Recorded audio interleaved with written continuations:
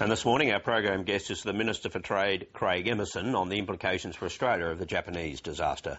But before then, we'll check out the Sunday papers around the country, and overnight the air raids have started in Libya, and Karen Middleton, no token effort either. The bombings have been quite extensive. No, that's right, Barry. They're calling it Operation Odyssey Dawn. It's a collection of international allies, the Americans, the British, the French, the Canadians and the Italians. But it's been the British and the Americans that started things off with 110 Tomahawk missiles launched from warships and submarines at defence systems in Libya, government systems, followed by French warplanes that struck at some ground-based assets, including armoured vehicles. So they have started off indicating that they're serious about it. Well, we'll have a listen now to what some of the leaders around the world have been saying about it. Tonight, British forces are in action over Libya. They are part of an international coalition that has come together to enforce the will of the United Nations and to protect the Libyan people. We have all seen the appalling brutality that Colonel Gaddafi has meted out against his own people. And far from introducing the ceasefire he spoke about, he has actually stepped up the attacks and the brutality that we can all see. So what we are doing is necessary, it is legal, and it is right. I am deeply aware of the risks of any military action, no matter what limits we place on it. I want the American people to know that the use of force is not our first choice, and it's not a choice that I make lightly.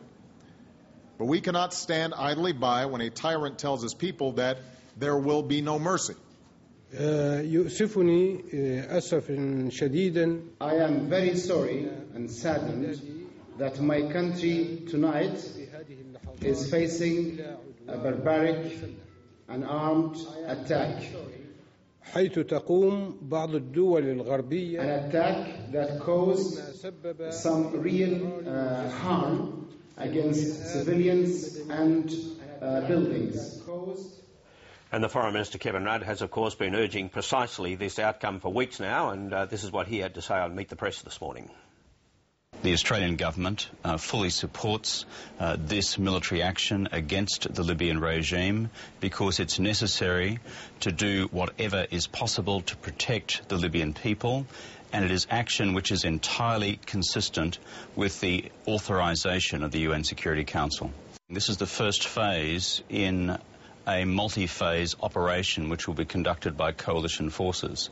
On the specific operational characteristics of each phase, I do not intend to provide any comment whatsoever. So, Piers, it's generally an international effort, and they put it together very quickly. Yes, Barry, but what's the end game? What do they actually hope to achieve?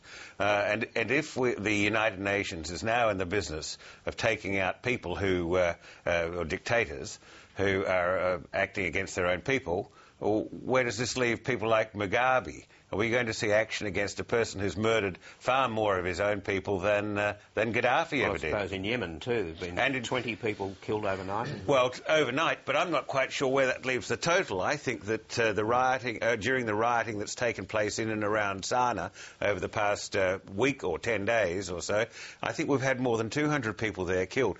But in Libya, just going back to that for the moment, we don't know who the rebels are, what their politics are, what they propose, apart from deposing Gaddafi, which universally would be greeted.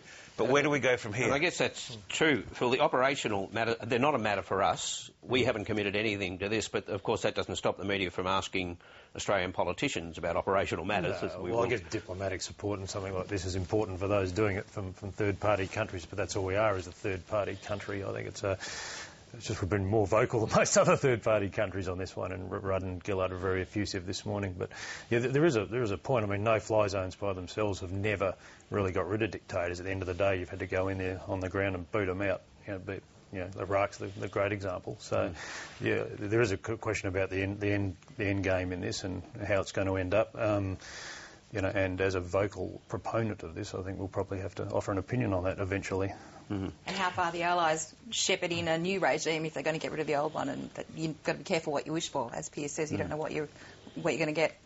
Well, the development on the story at home this morning on climate change and Ross Garnaut's proposal of tax cuts as compensation for the price on carbon. Julia Gillard said this morning on Agenda on Sky that it is a live option. Here she is. Well, certainly tax cuts is a live option.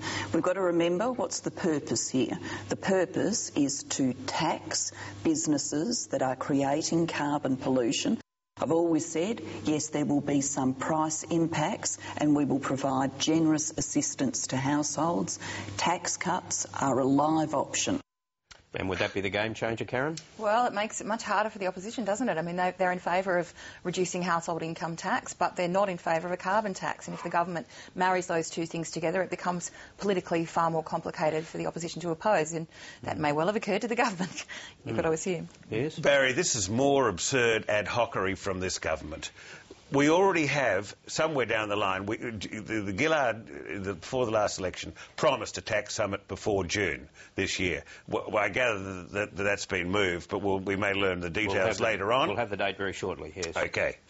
Now, if we're going to fiddle with tax cuts to deal with the carbon dioxide tax impost, let's do it in the framework of an overall restructuring of what is the most cumbersome tax system in our history.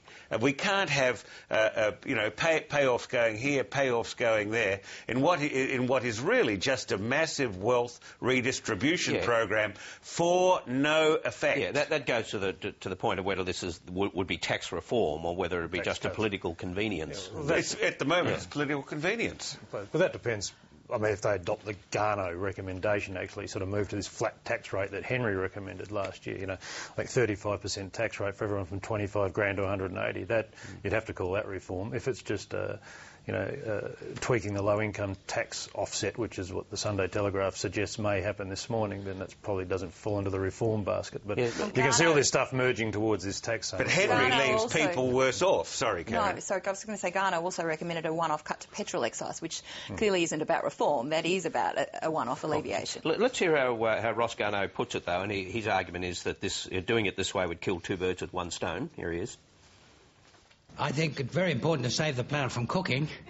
If at the same time you can reform the tax system and make us all more productive, then that's a good thing. And you can do it at the same time without any compromising of the environmental objective. Barry, this is plain horseshit to say that any tax is going to save... Morning, Piers. ...to save the planet from cooking. Australia's emissions are so small on the international scale, and the proposed reduction is so minuscule within that. It's surely more about the best way of selling the whole... It's not going to whole box to the public. It's a way about getting this thing off the agenda. It's been killing Labor for 3 years. Hang on, Piers. Let Phil finish. Labor's got to get this thing dealt with, right? They try to do it, it killed them. They try to dump it, it killed them. They've got to get it done. We know that the net effect on global emissions is going to be negligible from this, but if they can marry this to a reform agenda, at the end of they don't lose votes on it. They can compensate people. They can get the issue dealt with. I don't think that's the politics of it. It's not quite as simple as that. There is also the issue that internationally, eventually, countries that haven't moved to do something about emissions will be penalised. And if you are at the back of the pack, you will end up facing international penalties, financial penalties, for not having done something. So there is actually an incentive there to do something soon. I accept that they do need to get on with it, but I think they do also genuinely believe in the substance of the issue. And they've mucked up the politics. I thought it was really interesting. Gillard said during the week, if it doesn't happen this year, it's not going to happen at all. Well, that's right. And to me, there seems to be a bit of frustration in there. We've bled enough on this. Yeah. One last crack at it, then everyone can go jump if it doesn't get up. Does this mean that it's taken off the agenda entirely, Barry? No, but they'd rather have a conversation about tax cuts and tax increases. Yes. Well, but let's cut this right down to the basics. There's not going to be sufficient energy emission reduction to boil an egg. This is how ludicrous it is. And with due respect to both of my colleagues here, they're talking about the structure of tax cuts and so on and so forth. For what? To achieve nothing, when we know that China is building far more fossil-fuelled power plants than we could even dream of. We'll come back to this. We've gone a little beyond the papers and a lot of news overnight as well, but that is the Sunday paper.